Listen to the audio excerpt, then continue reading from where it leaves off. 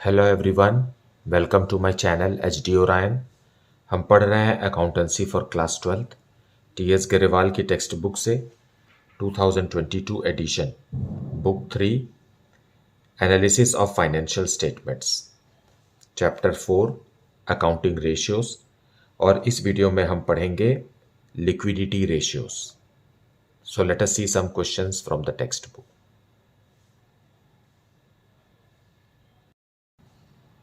Question number 27. Quick ratio of a company is 2:1. State giving reason which of the following transactions would improve, reduce, or not change the quick ratio. A. Purchase of goods for cash. B. Purchase of goods on credit. C. Sale of goods costing rupees 20,000 for rupees 20,000. D. Sale of goods costing rupees 20,000 for rupees 22,000. And E is cash received from trade receivables. So let us see the detailed explanation in the solution. Solution 27, हमें quick ratio दिया हुआ है question में। Quick ratio is equal to 2:1 और हमें बताना है कि purchase of goods for cash करने से क्विक रेशियो इंक्रीज होगा या डिक्रीज होगा। फाइन। सो हमें पहले से ही पता है कि quick asset is equal to current assets minus inventories minus prepaid expenses. Now इस इक्वेशन को सॉल्व करने के लिए, क्योंकि इसमें कोई भी अमाउंट नहीं दिया हुआ है, तो हम एक इमेजिनरी अमाउंट ले लेते हैं 2 लाख बाय 1 लाख। ये हमारा क्विक रेशियो है। अब क्वेश्चन में कह रहा है कि purchase of goods for cash करने से ये रेशियो इंक्रीज होगा या डिक्रीज होगा, ये हमें बताना है। सो परचेज ऑफ गुड्स तो इन्वेंट्री होता है जो कि क्विक एसेट का पार्ट नहीं है, लेकिन कैश है। सपोज हम ₹50,000 का गुड्स परचेज किए हैं, so cash from current assets will decrease, लेकिन नीचे कुछ भी नहीं होगा। नीचे मतलब करंट लाइबिलिटीज में कोई भी फर्क नहीं पड़ेगा, because it is for cash transaction. और न्यूमरेटर में सिर्फ 50,000 रुपीज का कैश डिक्रीज होगा। इन्वेंट्री बढ़ रहा है, लेकिन inventory is not a part of quick asset. So what does it mean? 1.5:1। So answer is what? Answer is reduced. The ratio will reduce. पहले 2:1 था, अभी रेशियो कितना हो जाएगा? 1.5:1। अब पॉइंट बी में लिखा है purchase of goods on credit. Now purchase of goods on credit का मतलब है कि इन्वेंट्री बढ़ेगा लेकिन कैश डिक्रीज नहीं होगा, बल्कि क्रेडिटर्स बढ़ जाएंगे। लेट अस से कि हमने यहाँ पर भी परचेज ऑफ गुड्स 50,000 रुपीज़ का किया है और हमारा पहले से ही रेशियो 2:1 है, जिसे हमने 2 लाख:1 लाख माना है। Fine, just for easy calculation we have done this. Now purchase of goods on credit में स्टॉक बढ़ जाएगा और क्रेडिटर्स बढ़ जाएगा, तो न्यूमरेटर में कोई भी चेंज नहीं आएगा, लेकिन डिनोमिनेटर में हमारा क्रेडिटर्स 50,000 रुपीज से बढ़ जाएगा। As a result the ratio will now change into 2 lakh by 1,50,000, which is 4/3. Fine. 4/3 is nothing but 1.33:1. So what is the answer? 2:1 से ये रिड्यूस हो गया, 1.33:1 हो गया। So the answer is reduce. The ratio will reduce. Now point C is sale of goods costing ₹20,000 for ₹20,000। It means it is a cash transaction. Fine. So हमने पहले से ही quick ratio को 2 लाख:1 लाख माना है, क्योंकि रेशियो 2:1 दिया हुआ है। और यहाँ सेल ऑफ गुड्स है। सेल ऑफ गुड्स का मतलब ये है कि स्टॉक कम हो जाएगा और कैश इंक्रीज होगा, लेकिन क्विक एसेट में कभी भी स्टॉक या इन्वेंट्री नहीं होता है, तो वो कम होने का सवाल नहीं उठता, लेकिन कैश इंक्रीज हो जाएगा 20,000 रुपीज से। ये 20,000 रुपीज क्या है? कैश का है। तो एज अ डिनोमिनेटर में कोई फर्क नहीं पड़ेगा, बिकॉज लाइबिलिटी से इसका कोई भी लेना देना नहीं है। Fine. So in the numerator it will become 2,20,000 and in the denominator it is 1 lakh. So It has become now 2.2:1. It means improve.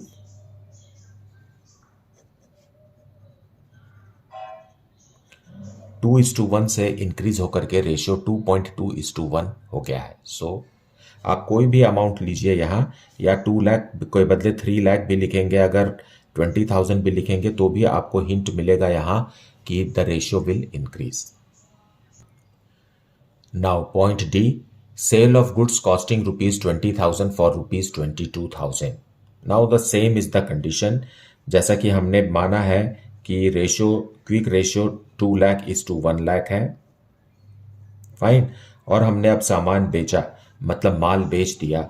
Goods are sold worth ₹20,000 for ₹22,000. So cash will increase. Cash will increase by 22,000. Fine.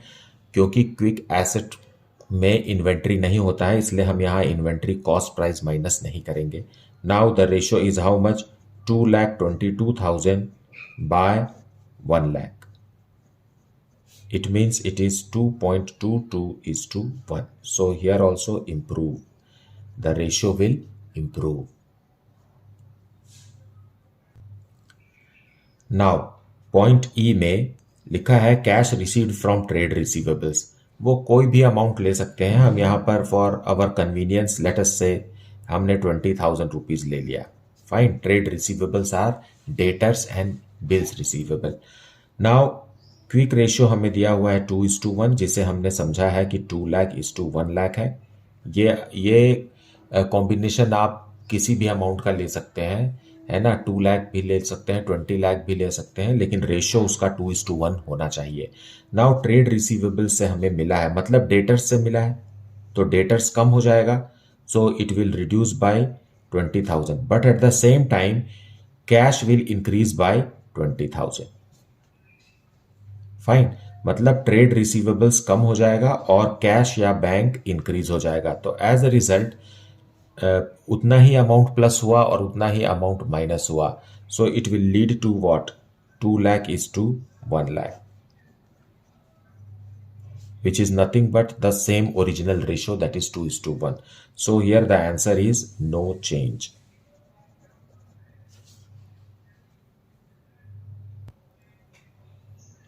Now let us see question number 28. Quick ratio of Z Limited is 1:1. State with reason which of the following transactions would increase, decrease or not change the ratio. A. Included in trade payables a bill payable of ₹3,000 which was met on maturity. And B is debentures of ₹50,000 were converted into equity shares. So solution 28, quick ratio is equal to quick assets divided by current liabilities, और quick ratio question में दिया हुआ है 1:1. Now point A में जो transaction दिया हुआ है वो है included in trade payables was a bill of ₹3,000 which was met on maturity. So इसके होने के कारण क्विक रेशियो में क्या फर्क पड़ेगा ये हमें कैलकुलेट करना है.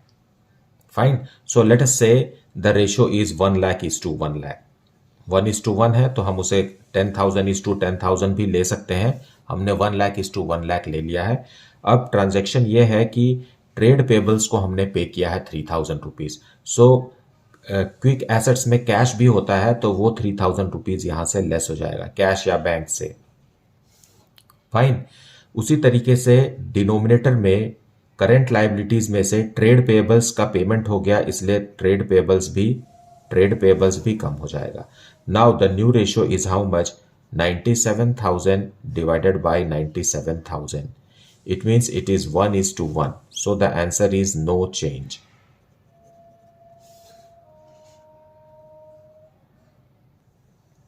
Now पॉइंट बी में जो ट्रांजैक्शन है वो है debentures of ₹50,000 were converted into equity shares. और हमने हमारा current ratio, not current ratio, quick ratio हमने माना है 1 लाख/1 लाख, दैट इज 1:1. अब इस ट्रांजैक्शन के होने से ये रेशियो इंक्रीज होगा कि डिक्रीज होगा? तो न्यूमरेटर में तो यहाँ कोई चेंज नहीं होगा क्योंकि कैश ना कोई भी करंट एसेट को ये अफेक्ट नहीं कर रहा है. Debentures are long term debts. Fine. और were converted into equity shares, तो equity shares is also a part of share capital which is not a current liability. Neither it is current asset nor it is current liability. लेकिन जब debentures को जिस साल हम convert करते हैं equity shares में, उस साल डिबेंचर्स नॉन करंट लाइबिलिटी के लिस्ट से हट करके करंट लाइबिलिटी के लिस्ट में आ जाता है. So this time debentures of ₹50,000 are to be considered as current liability, क्योंकि इनका कन्वर्जन हो रहा है ना, या रिडम्पशन होता है तब भी, कन्वर्जन हो रहा है तब भी हम इसे करंट लाइबिलिटी मानेंगे. और इस हैसियत से अब करंट लाइबिलिटी जो है, जो कि डिनोमिनेटर में है, ये रिड्यूस हो जाएगा for the value of debentures. Now the new ratio has become how much. Numerator में कोई चेंज नहीं होगा क्योंकि इक्विटी शेयर्स बन गया है, तो वो एक दूसरा लाइबिलिटी में कन्वर्ट हो गया है ना. One liability has been converted into some other liability, so and that is not a part of current asset. अब ये रिड्यूस होकर के क्या हो गया, 1 lakh by 50,000. So the ratio is now changed from 1:1 to 2:1. So what is the answer? It will increase. The ratio will increase. Now let us see question number 29. The quick ratio of a company is 0.8:1. State with reason whether the following transactions will increase, decrease or not change the quick ratio. First is purchase of loose tools for ₹2,000. Second is insurance premium paid in advance ₹500. Third is sale of goods on credit ₹3,000. And fourth is honored a bills payable of ₹5,000 on maturity.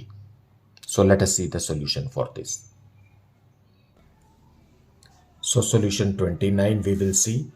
Quick ratio is equal to quick assets divided by current liability, and quick ratio is given in the question as 0.8:1, जिसे हम assume करेंगे 80,000 by 1 lakh. So what will be the effect on this ratio when loose tools are purchased for ₹2,000? Now loose tools are current assets, but for calculation of liquidity ratio, that is quick ratio, loose tools को हम current asset consider नहीं करते हैं, because loose tools वगैरह जो होते हैं वो मरम्मत और रिपेयर वगैरह के लिए होते हैं, जो फैक्ट्री या बिजनेस में यूज होते हैं, और इसे कैश में नहीं बदला जा सकता. Fine. And objective of liquidity ratio is to see that how liquid the things are, means how much resourceful the company is for paying its current liabilities. Fine. So जब हमने इसे माना है 80,000 रुपीज करंट क्विक एसेट है और 1 lakh rupees का current liability है, और हमने परचेस किया है लूज टूल, और वो भी कैश है ना, यहाँ पर कुछ क्रेडिट में है ऐसा नहीं लिखा है, मतलब ये कैश है. So cash will reduce by 2,000. But loose tools current asset होते हुए भी, मतलब क्विक एसेट होते हुए भी, उसे हम यहाँ ऐड नहीं करेंगे, because that is not a liquid asset. Fine. So as a result the ratio will change to 78,000 divided by 1 lakh, which results in 0.78:1. पहले कितना था 0.8:1, अभी और कम हो गया है 0.78:1. सो the answer is reduce.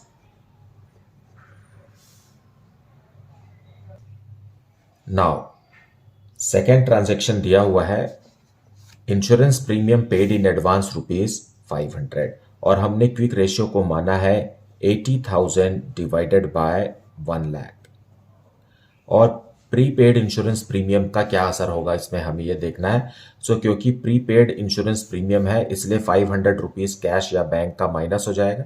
Fine. ये कैश है या बैंक है क्योंकि हमने प्रीमियम पटाया है, लेकिन ये प्रीपेड एक्सपेंसेस भी है. Prepaid expenses are never a part of quick asset. Fine. Because it cannot be converted into cash, it cannot be converted back into cash. Fine. उसे कैश में नहीं बदला जा सकता, इसलिए हम क्योंकि कैश पेमेंट हो रहा है, इसलिए हमने क्विक एसेट में से 500 रुपीज़ लेस कर दिया है, लेकिन प्रीपेड एक्सपेंसेस एक करंट एसेट है लेकिन क्विक एसेट नहीं है, तो हम उसे ऐड नहीं करेंगे। As a result in the numerator it will become 79,500 and in the denominator it will remain same, that is 1 lakh. So the ratio has now become 0.795:1. पहले क्या था, 0.8:1 था और अभी 0.79 हो गया है। It means it will decrease. Decrease कहिए या रिड्यूस कहिए, एक ही बात है। Now third point is sale of goods on credit ₹3,000।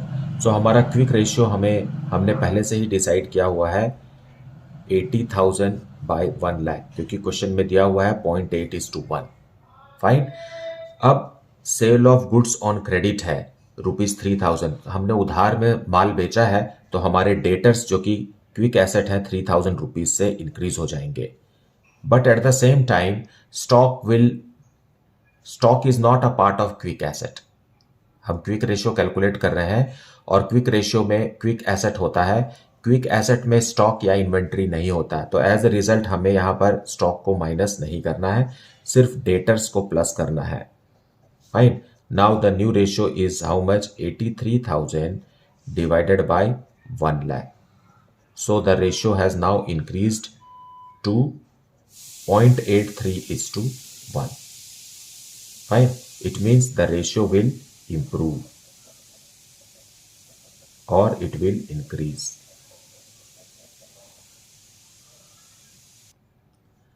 Now, fourth point is honored a bill payable of ₹5,000 on maturity.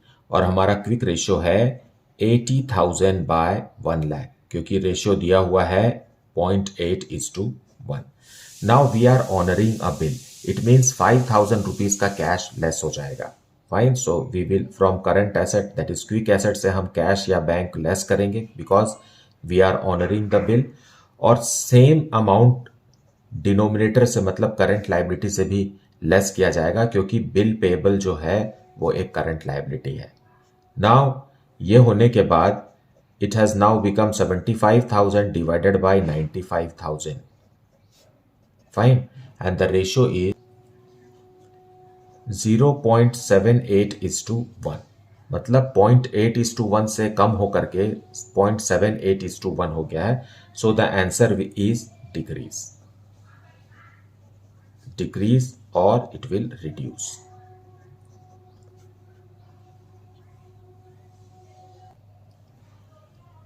Now question number 30.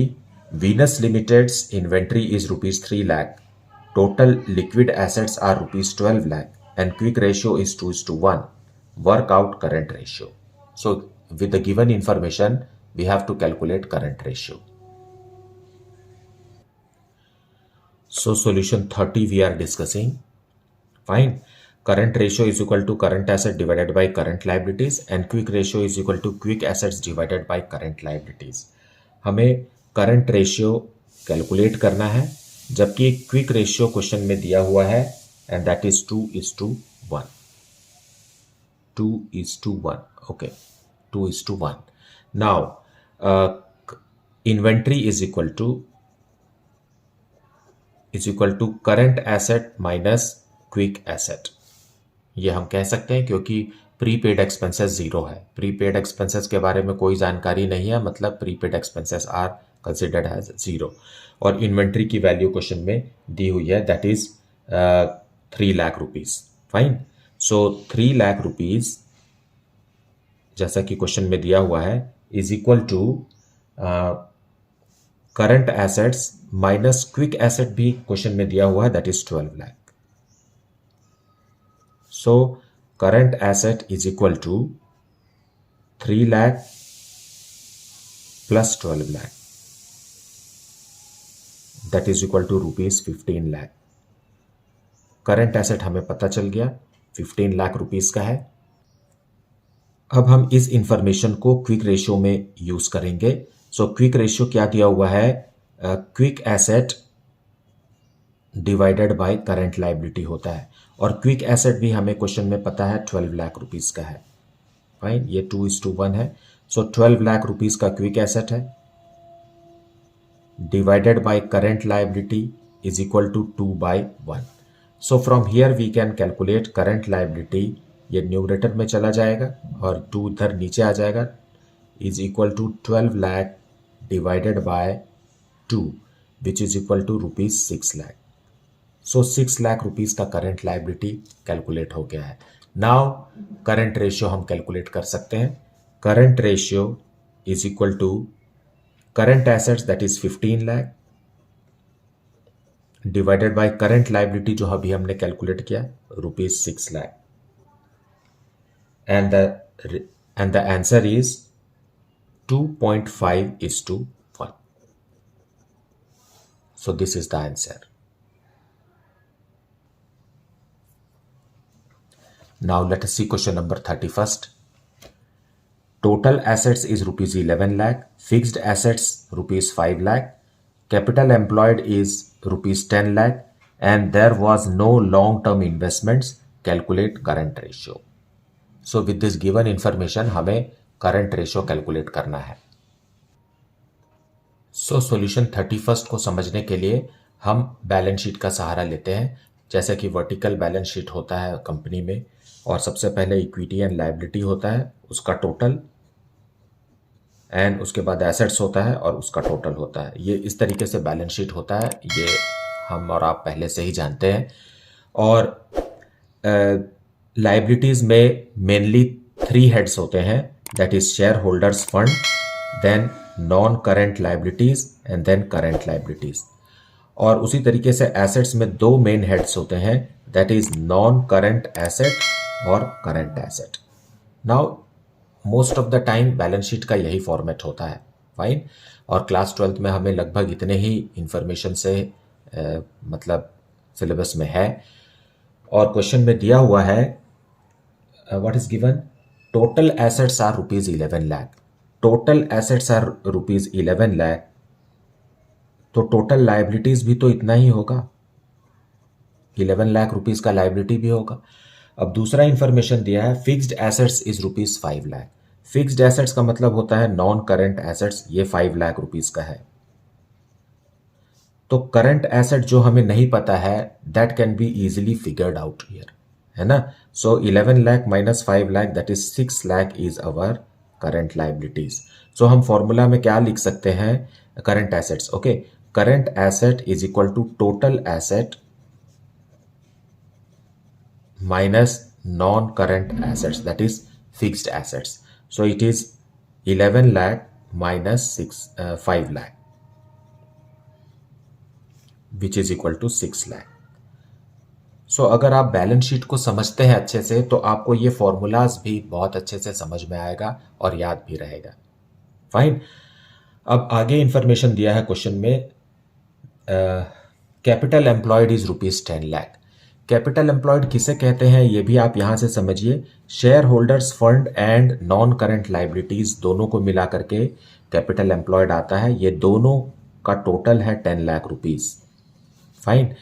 Capital employed में current liabilities कभी नहीं आता है।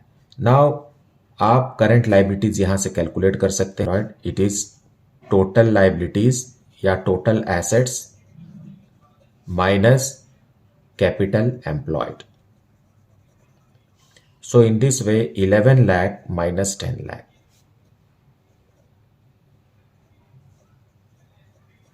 So current liabilities आ गया ₹1 लाख का। Now we know current ratio क्या होता है। Current ratio is equal to current assets divided by current liabilities. So when we put current assets that is 6 lakh और उसी तरीके से current liabilities ₹1 lakh, the ratio is 6:1 and this is our answer.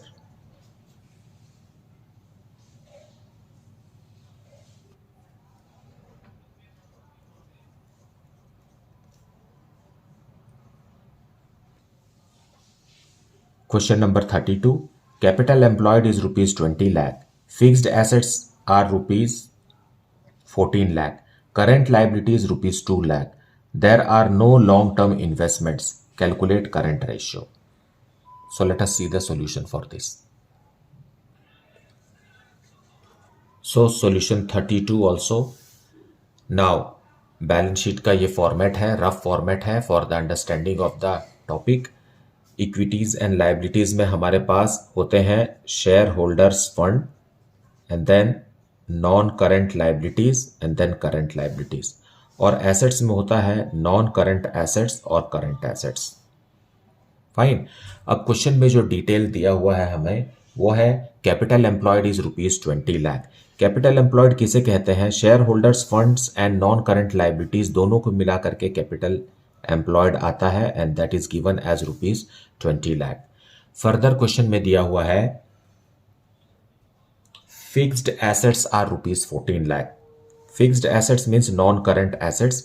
इसमें property plant and equipment के साथ साथ non current investment भी आता है। जो नॉन करंट इन्वेस्टमेंट है वो जीरो है, मतलब फिक्स्ड एसेट्स 14 लाख रुपीस का है, आप मान लीजिए, है ना, क्योंकि इन्वेस्टमेंट्स जीरो है। नाउ करंट लायबिलिटीज भी क्वेश्चन में दिया हुआ है और करंट लायबिलिटीज है ₹2 लाख का। बस इतना ही इंफॉर्मेशन दिया है। अब हमारे को तो लायबिलिटीज का तरफ पूरा पता चल गया, जिसका ग्रैंड टोटल 22 लाख है। तो जितना लायबिलिटी होता है उतना ही एसेट भी होता है। Fine. So current asset we can easily figure out 22 lakh minus 14 lakh is how much? 8 lakh rupees. और हमें कैलकुलेट करना है current ratio.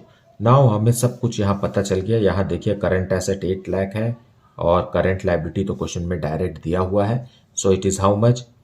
8 lakh divided by 2 lakh, that is equal to 4:1. This is our answer. Fine. So current asset हमने कैसे calculate किया? Current asset is equal to total liabilities भी बोल सकते हैं हम, total liabilities minus non current asset, ऐसा बोलने से भी सही है। Total liabilities minus non current asset या total asset minus non current asset भी कहेंगे तो भी आपका ये फॉर्मूला एप्लीकेबल है।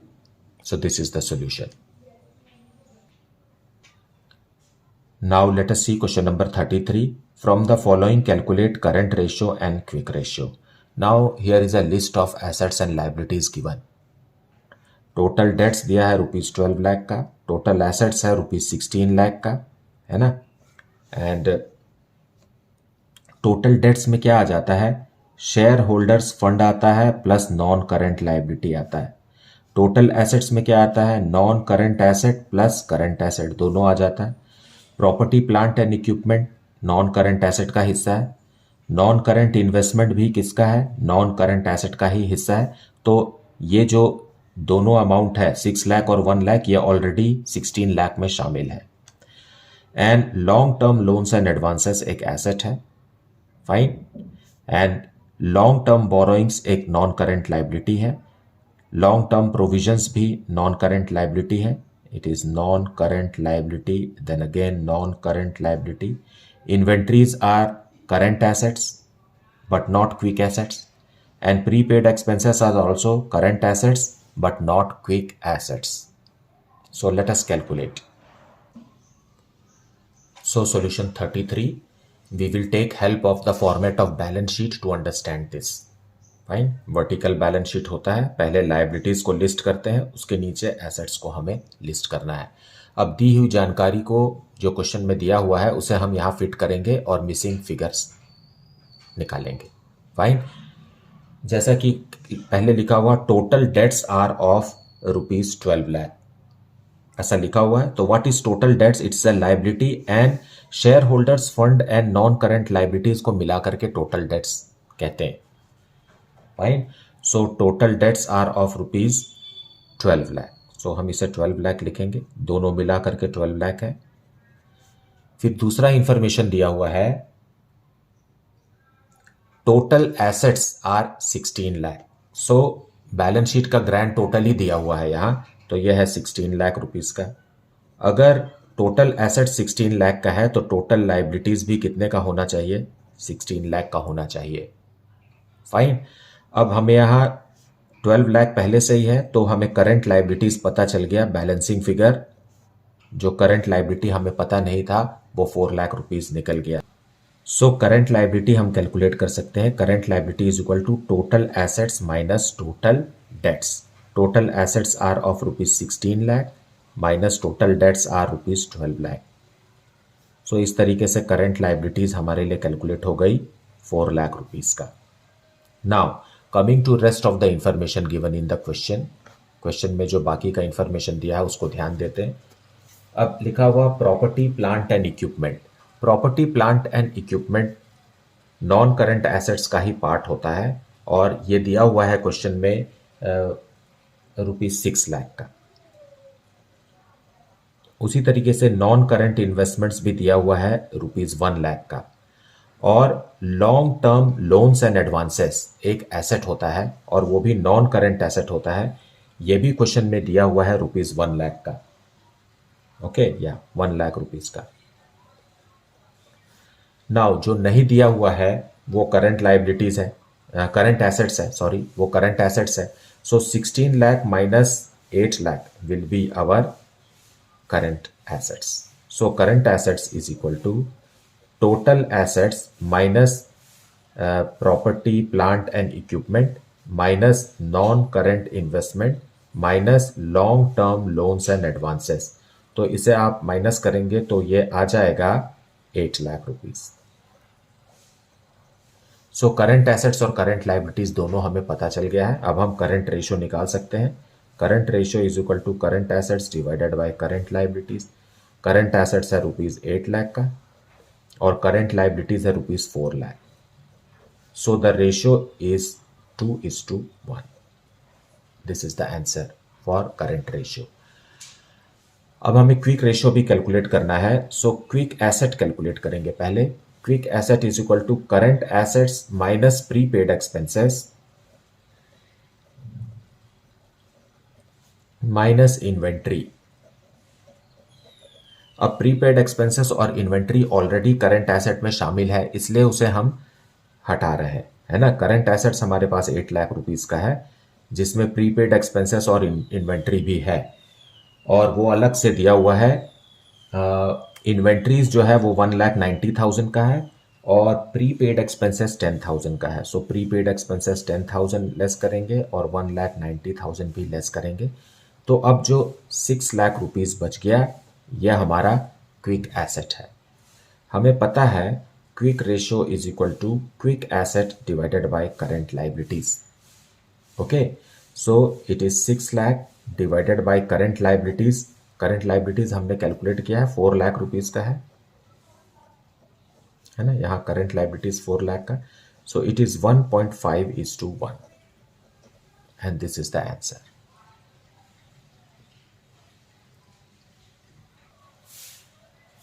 Now question number 34. Following is the balance sheet of Crescent Chemical Works Limited as at 31st March 2022. First is equity and liability. Shareholders fund is given. Non-current liabilities is given. Current liabilities भी दिया हुआ है और assets में दिया हुआ है. We can see here down. Assets में दिया हुआ है non-current assets and current assets and हमें compute करना है current ratio and liquid ratio. So current ratio के लिए हमें करंट एसेट्स और करंट लाइबिलिटीज चाहिए. So current asset is how much. Current asset आप कैलकुलेट करेंगे inventory, trade receivables and cash equivalent, इन सबको ऐड करेंगे तो आएगा ₹1 लाख. ये हो गया करंट एसेट. और करंट लाइबिलिटी आप यहाँ हेड में देखिए ये 3 चीज है. इन तीनों को हम ऐड करेंगे तो करंट लाइबिलिटीज आएगा जो कि है 20,000. इन तीनों को ऐड करने से आएगा 20,000. नाउ अब क्विक एसेट भी हमें कैलकुलेट करना है. क्विक एसेट में क्या नहीं आता है इन तीनों में से. इन्वेंट्री नहीं आता है और इन्वेंट्री कितने का है 50,000 का. मतलब हमें 30 एंड 20,000 ही लेना पड़ेगा. सो क्विक एसेट हो गया 50,000 का. सो ये तीनों इंफॉर्मेशन को यूज करके हमें क्या निकालना है, करंट रेशियो और लिक्विड रेशियो कैलकुलेट करना है. सो let us calculate. Now solution 34 we will see. We have to calculate current ratio and also liquid ratio. So current ratio हम निकालेंगे. Current asset divided by current liabilities. Current assets पे हमारे पास balance sheet में under the head current assets दिया हुआ है inventories ₹50,000 का inventories, फिर है ट्रेड रिसीवेबल्स ₹30,000 का, और कैश एंड कैश इक्विवेलेंट है 20,000 का। उसी तरीके से करंट लाइबिलिटीज दिया हुआ है 3,000 रुपीज है शॉर्ट टर्म बोरोइंग्स का, देन ट्रेड पेएबल्स है ₹13,000 का, और शॉर्ट टर्म प्रोविजंस दिया हुआ है ₹4,000 का।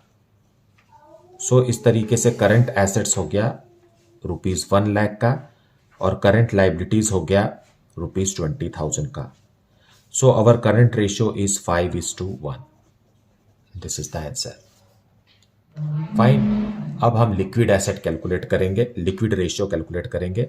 सो liquid ratio is equal to liquid asset divided by current liabilities, और liquid asset is equal to current assets minus inventories.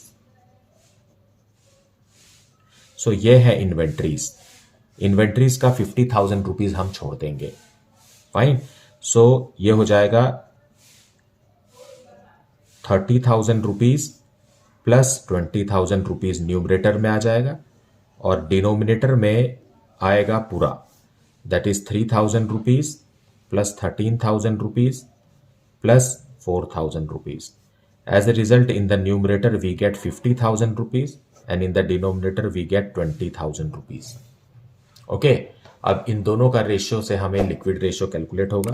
Liquid ratio quick ratio एक ही होता है, और इसे हम एक और नाम से जानते हैं एसिड टेस्ट रेशियो।